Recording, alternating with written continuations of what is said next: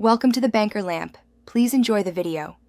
You're going to start by preparing the phone and opening the right menu. Make sure the battery is above 20% and you're on Wi-Fi, then tap Settings. Once in Settings, go straight to Apps or Notifications depending on your Samsung model so you can find the source.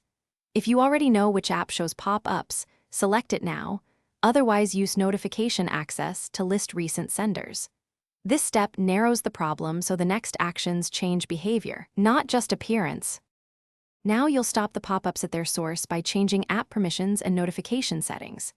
Tap the app, open notifications, and toggle off the channels that send pop-ups. Choose block or silent if available. Then go to advanced or permissions and turn off allow pop-ups, draw over other apps, or display over other apps so the app can't overlay your screen. If it still runs in background, restrict background data or battery usage to limit its activity. These changes remove intrusion. Finish by cleaning and verifying the fix so pop-ups don't return.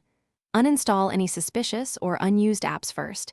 If unsure, restart into safe mode, which disables third-party apps so you can confirm the issue is gone.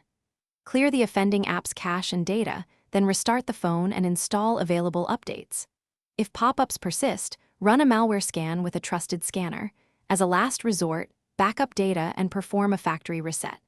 If you use safe mode, make sure to test before drastic steps. Thanks for watching. If this was helpful, leave a like and consider subscribing. See you next time.